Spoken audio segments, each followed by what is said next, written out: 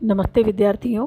शारदा बाल निकेतन उच्च माध्यमिक विद्यालय की ऑनलाइन क्लास में आप सभी का हार्दिक स्वागत।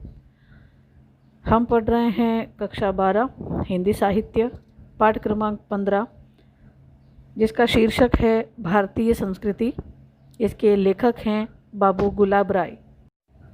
तो आइए विद्यार्थियों, सर्वप्रथम हम जानते हैं बाबू गुलाब राय के जीवन परिचय के बारे में। बाबू गुलाब राय का जन्म 17 जनवरी 1888 में इटावा, जो कि उत्तर प्रदेश में स्थित है, वहाँ हुआ था। इनके पिताश्री का नाम श्री भवानी प्रसाद जी, जो उस समय के संपन्न घराने के थे, और इनकी माताजी भक्ति भावना से पूर्ण एक गृहिणी थी। इनकी प्रारंभिक शिक्षा मैनपुरी में हुई थी और आगे की शिक्षा आगरा में संपन्न हुई थी। वहीं इन्होंने दर्शन शास्त्र में एमए किया और इनके साहित्यिक उपलब्धियों को देखते हुए आगरा के सेंट जॉन्स कॉलेज में इनको डीलिट की उपाधि मिली। इनकी मृत्यु 13 अप्रैल 1963 में हुई। हिंदी साहित्य में निबंध के क्षेत्र में बाबू गुलाब राय का महत्वपूर्ण योगदान है। इनकी रचना के विषय होते थे संस्कृति, दर्शन, समाज, राजनीति और धार्मिक। आपकी महत्वपूर्ण साहित्यिक रचनाएं हैं नवरस, हिंदी साहित्य का सुबोध इतिहास, नाट्य विमर्श, आलोचना, कुसुमांजलि, काव्य के रूप, सिद्धांत और अध्ययन। दर्शन से संबंधित आपका महत्वपूर्ण साहित्य निम्न है: तर्कशास्त्र, बौद्ध धर्म, पाश्चात्य दर्शनों का इतिहास, भारतीय संस्कृति की रूपरेखा। हिंदी साहित्य की जिस महत्वपूर्ण विधा के लिए बाबू गुलाब राय माने जाते हैं, उन्हीं में से कुछ निबंध संग्रह प्रकार प्रभाकर, जीवन पशु, थलुआ क्लब, मेरी असफलताएं, मेरे मानसिक उपादान और कुछ गहरे कुछ उथले आदि निबंध। बाल साहित्य के क्षेत्र में भी बाबू गुलाब राय ने अपनी लेखनी को आजमाया है, जिसकी प्रमुख रचनाएं हैं विज्ञान वार्ता और बाल प्रबोध। इसके साथ ही कुछ महत्वपूर्ण ग्रंथों का भी आपने संपादन किया, जिसमें से प्रमुख है सत्य हरिश्चंद्र, भाषा भूषण, कादम्बरी और कथासार। हिंदी साहित्य के क्षेत्र में इनकी महत्वपूर्ण उपलब्धियों को देखते हुए भारतीय डाक तार विभाग ने 22 जून 2002 में उनके चित्र के साथ उनकी 3 महती पुस्तकों को रखते हुए एक डाक टिकट भी जारी किया। लेखक परिचय: बाबू गुलाब राय का जन्म सन 1888 को इटावा में हुआ। आप छतरपुर रियासत के महाराज के प्राइवेट सेक्रेटरी रहे थे। बाद में आगरा के सेंट जॉन्स कॉलेज में प्रोफेसर रहे। बाबूजी मननशील व्यक्ति थे। हिंदी के प्रख्यात आलोचक, निबंधकार एवं संपादक के रूप में बाबू गुलाब राय ने प्रशंसनीय साहित्य सेवा की। साहित्य संदेश नामक पत्र द्वारा आपने साहित्य जगत की खूब सेवा की। इस पत्र में आपके भावात्मक और विचारात्मक दोनों प्रकार के लेख प्रकाशित हुए हैं।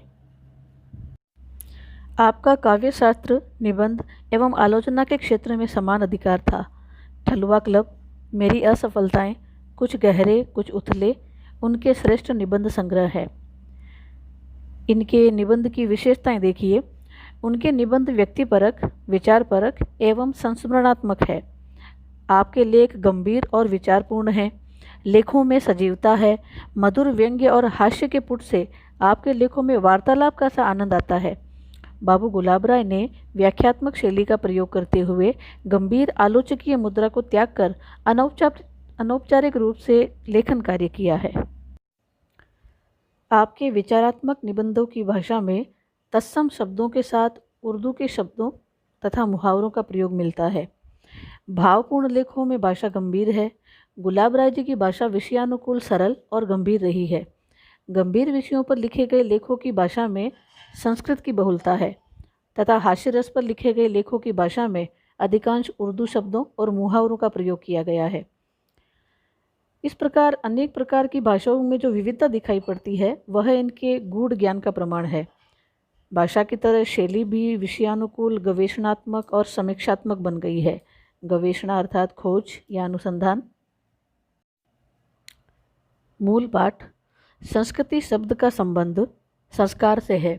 जिसका अर्थ है संशोधन करना, उत्तम बनाना, परिष्कार करना। परिष्कार अर्थात सुधार। अंग्रेजी शब्द कल्चर में वही धातु है जो एग्रीकल्चर में है। इसका अर्थ भी पैदा करना, सुधारना है। संस्कार व्यक्ति के भी होते हैं और जाति के भी। जातीय संस्कारों को ही संस्कृति कहते हैं। संस्कृति एक समूहवाचक शब्द है, अर्थात संस्कृति समाज में रहने वाले एक समूह को परिलक्षित करती है। जलवायु के अनुकूल रहन सहन की विधियाँ और विचार परंपराएं जाति के लोगों में दृढ़मूल हो जाने से जाति के संस्कार बन जाते हैं। दृढ़मूल अर्थात दृढ़ यानी मजबूत, मूल यानी जड़ें, अर्थात रहन सहन की विधियाँ और जो विचार परंपराएं होती है वो एक जाति विशेष के लोगों में गहराई से बैठ जाने के कारण उस जाति के संस्कार बन जाते हैं।